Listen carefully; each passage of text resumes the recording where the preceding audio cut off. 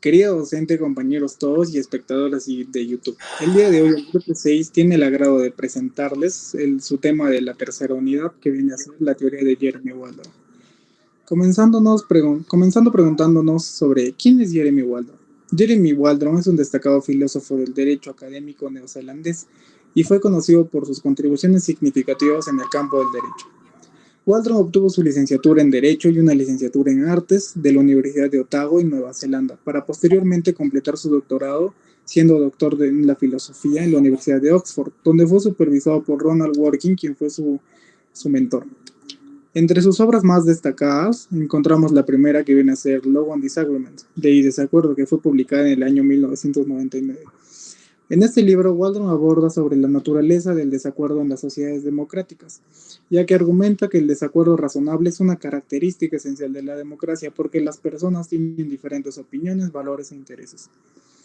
En este libro, Waldron explora cómo es que las sociedades democráticas pueden lidiar con desacuerdos profundos y persistentes sobre las cuestiones políticas y morales. También toca el tema sobre la importancia de la deliberación pública y el proceso legislativo como medios para resolver desacuerdos de manera justa y equitativa. El segundo libro viene a ser The Dignity of Legislation, la dignidad de la legislación, que también fue publicada en el año 1999. En este libro, Waldron cambia un poco más su manera de ver las cosas, porque defiende la importancia del proceso legislativo en el desarrollo del derecho, ya que en este libro trata de destacar más sobre un tema en específico y subraya la dignidad humana como una consideración central en la creación de leyes. En este libro, Waldron argumenta que la legislación es como un producto de un proceso democrático, ya que viene a ser muy esencial para reflejar la voluntad y los intereses de la población.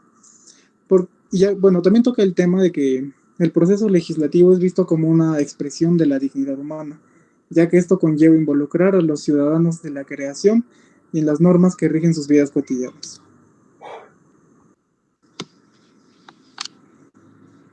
Continuando con la exposición, yo les daré a conocer las 4 condiciones de aplicación de la crítica waldriana.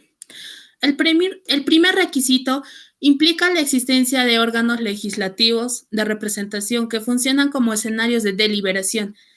Se refiere a la presencia de instituciones democráticas, como los parlamentos o congresos, donde los representantes son elegidos por el pueblo, lo cual es fundamental para el funcionamiento de un sistema democrático. El segundo requisito, la existencia de un poder judicial fuerte, independiente, organizado, jerarquizado, no representativo y no controlable electoralmente.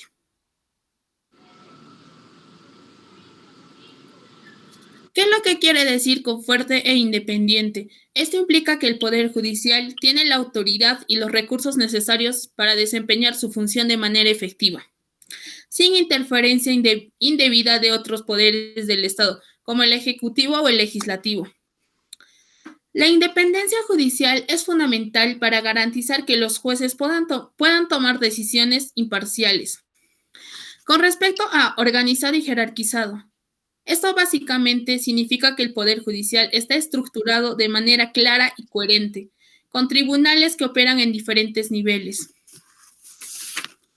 Con respecto a no representativo y no controlable electoralmente, esto indica que los jueces no son elegidos por voto popular, ni están sujetos a ciclos electorales.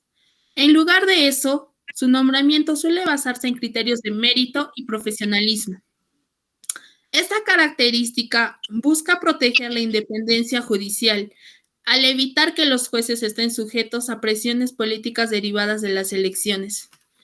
Como tercer requisito, se refiere al compromiso serio de cada miembro de la sociedad con los derechos y libertades, en especial con los derechos de las minorías.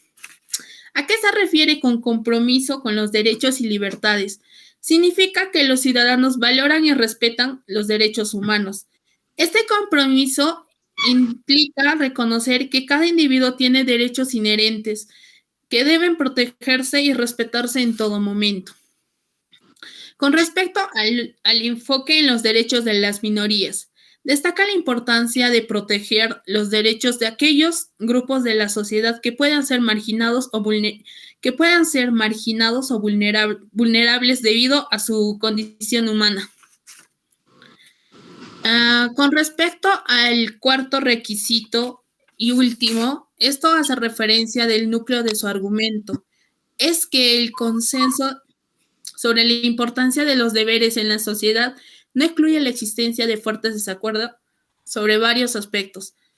Con respecto al concepto de derechos, aunque la mayoría de las personas puedan estar de acuerdo en que los derechos son importantes, puede haber desacuerdos sobre cómo se definen exactamente. Algunos pueden tener una comprensión más amplia o restrictiva de lo que constituye un derecho, ya sea basada en sus valores, creencias o filosofías políticas. Con respecto a el catálogo de derechos, incluso si hay consenso sobre la importancia de los derechos, diferentes personas o grupos pueden tener opiniones divergentes sobre qué derechos específicos deben ser reconocidos y protegidos en la sociedad. Por último, tenemos el contenido de los derechos y la forma de cómo protegerlos. Aunque se puede estar de acuerdo en la existencia de ciertos derechos, puede haber desacuerdos sobre el alcance y los límites de estos derechos. Waldron, básicamente, estas 4 condiciones la aplica en el núcleo del caso.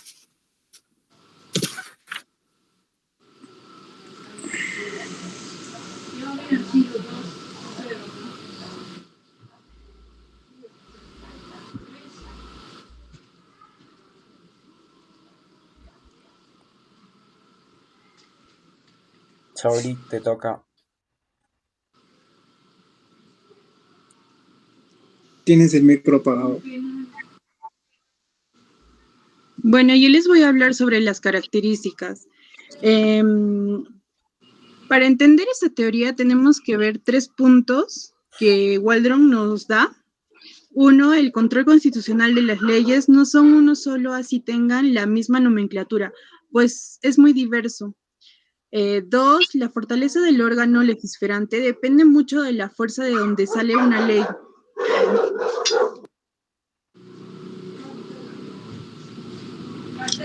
Sigue, compañera, por favor. Ya. Pues hay países que cuentan con un Congreso, Parlamento respetado, donde será difícil desaprobar la validez de una norma.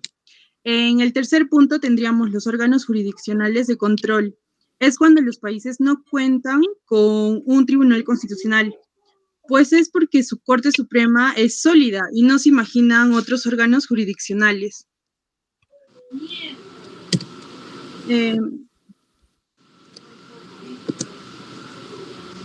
Vamos a hablar sobre Waldron en contra de los jueces. Acá vamos a ver los errores de 5 argumentos favorables al control de constitucionalidad. 1. El proceso de elección de los jueces del Tribunal Constitucional. En la mayoría de los sistemas constitucionales, los jueces carecen de legitimidad, al no ser elegidos directamente por el pueblo, con excepciones como en Bolivia o Japón, donde la ciudadanía participa como el nombramiento, estas se dan como experiencias marginadas y muy discutibles. Acá Waldron adopta 2 posturas respecto a la defensa del control constitucional. En su obra en Law and Disagreement, respalda la idea durkheimiana. Consideraba que la elección de los jueces y su potencial legitimidad tenía un peso menor e irrelevante para fundamentar tal legitimidad democrática. Y en su obra The Core of the Case, acá Waldron cambia su postura, donde le da más importancia a la legitimidad derivada de los miembros del Tribunal Constitucional. Es decir, Waldron inicialmente consideraba que la legitimidad del juez no era un factor determinante para la legitimidad del control de constitucionalidad, y luego le dio más importancia a la legitimidad de origen de los jueces. 2.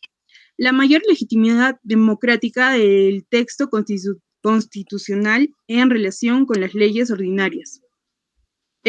Aquí se sostiene que los jueces puedan anular una ley contraria a la Constitución porque aseguran la primacía del texto constitucional, de las leyes ordinarias, y así responde Waldron, que la existencia de este texto es como un catálogo de derechos. No elimina los desacuerdos de una sociedad. Es más, la ambigüedad y la indeterminación de estas disposiciones constitucionales sobre los derechos también generan más desacuerdos. El conflicto de Waldron aquí radica en que qué institución debe decidir sobre estos desacuerdos y bajo qué parámetros. Él muestra algo revolucionario para nuestro contexto latinoamericano. Él señala insultante el control judicial de las leyes como procesos de inconstitucionalidad a través de la Corte Suprema y los tribunales constitucionales, y para nosotros resulta ser aquello, o sea, ser que los jueces vienen a ser la última garantía de justicia. Ya, eso sería todo. Bueno, en cuanto a la teoría del precompromiso, nos dice que las decisiones importantes que se toman ahora deben ser más importantes a las que se tomarán más tarde. Ayuda a tener conversaciones amplias y evitar que la gente se ponga a extremos opuestos. También nos dice que los jueces no deberían ser los únicos responsables de mantener los valores de la Constitución, ya que esta idea viene de John Slert y se aplica en muchas situaciones donde la gente toma decisiones juntos. Las decisiones de un grupo están conectadas a las decisiones de cada persona, y a veces la sociedad hace acuerdos que limitan a lo que pueden decir en un futuro.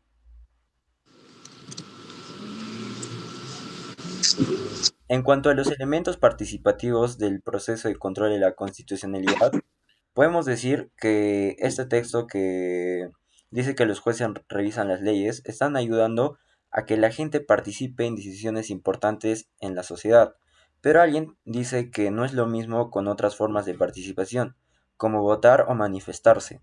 Piensan que es extraño que un grupo de jueces decida sobre algo basado en una interpretación de una ley vieja y polémica, en lugar de dejar que la gente participe de forma más directa en las decisiones.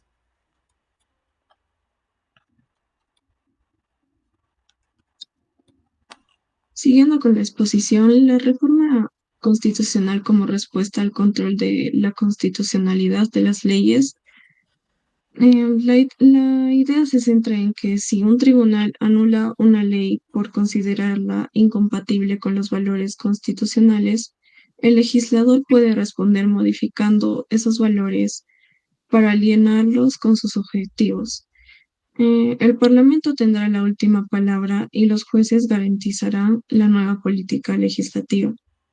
Se argumenta que este cambio constitucional provocado por las decisiones judiciales promueve una deliberación más profunda sobre la inclusión de la nueva política en la Constitución.